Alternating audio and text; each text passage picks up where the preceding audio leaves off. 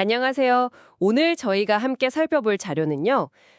찰스 디킨스의 소설 황량한 저택이다.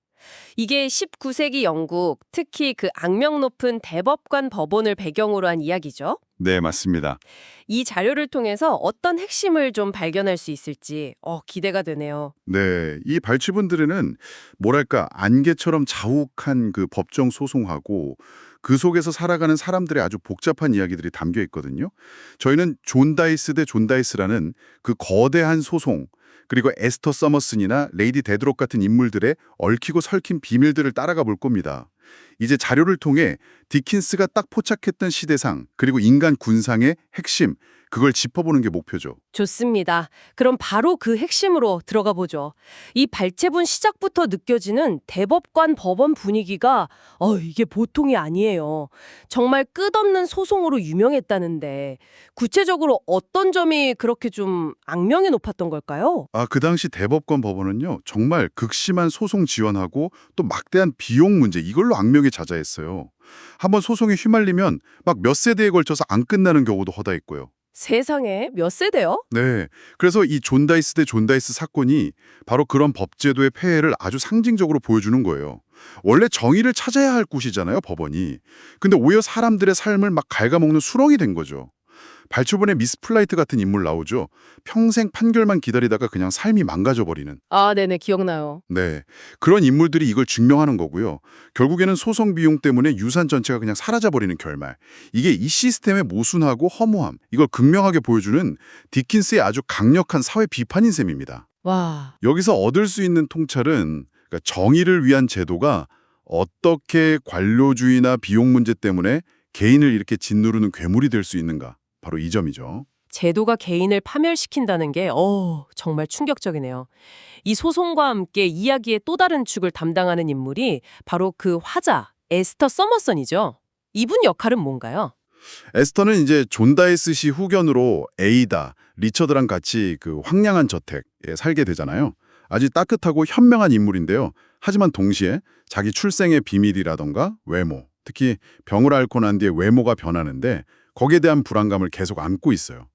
그래서 그녀의 여정은 단순히 성장 이야기가 아니라 숨겨진 과거를 찾아가는 과정, 그거 자체라고 볼 수 있습니다. 그렇군요. 그녀가 그 차갑고 아름다운 레이디 데드록과 딱 마주치는 장면이 특히 인상적이었어요. 이 만남이 에스터의 과거랑 어떻게 연결되는 건가요? 그 만남이 이야기의 핵심적인 반전하고 직결됩니다.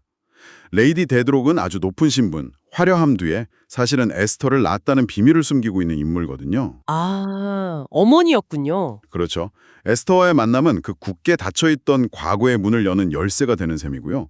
두 사람의 관계는 당시 사회의 그 엄격한 규범, 그리고 개인의 비밀, 사이의 어떤 긴장감, 이걸 잘 보여줍니다. 와, 그 비밀을 또 파헤치려는 털튀김온 변호사가 등장하면서 그게 긴장감이 확 올라가잖아요.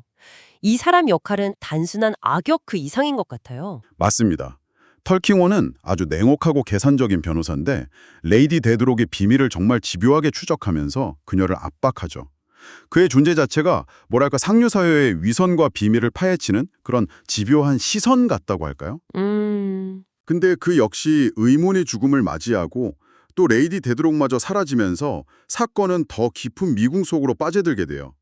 여기서 털키론의 집요함이 단순히 개인적인 비밀 폭로, 이걸 넘어서 어쩌면 당시 사회의 어떤 보이지 않는 감시나 통제 같은 좀 더 큰 그림을 보여주는 건 아닐까?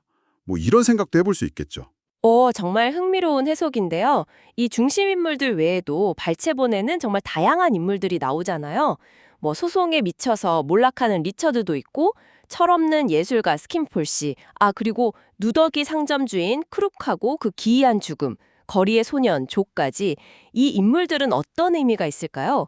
이 자료 보시면서 어떤 인물이 당시 사회상을 가장 날카롭게 보여준다고 느끼셨어요? 정말 다양한 인물 군상이 등장하는데요. 각자가 당시 영국 사회의 단면들을 보여주고 있어요. 예를 들어 크룩의 가게에서 발견된 서류들. 이게 레이디 데드록의 비밀과 연결되면서 미스터리를 더하고요.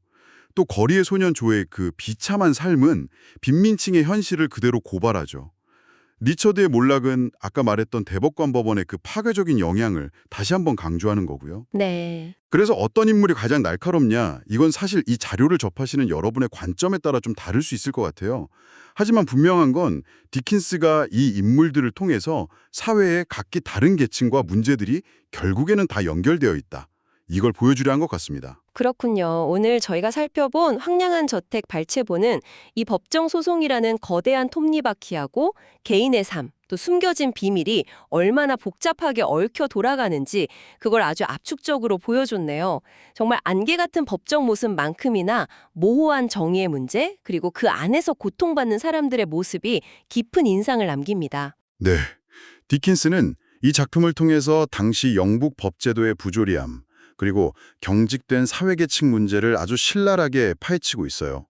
겉으로 화려해 보이는 상류사회의 이면과 또 비참한 빈민층의 삶을 딱 대비시키면서 결국 이 모든 게 보이지 않는 끈으로 연결돼서 서로 영향을 미친다는 거죠.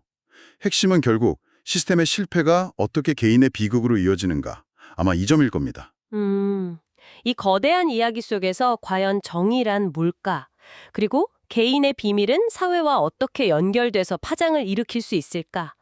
어쩌면 오늘날 우리가 사는 사회에서도 비슷한 질문을 던져볼 수 있지 않을까요? 이런 질문들을 한번 곱씹어 보시는 것이 이 자료를 더 깊이 이해하는 데 도움이 될 것 같습니다. 다음 탐구에서 뵙겠습니다.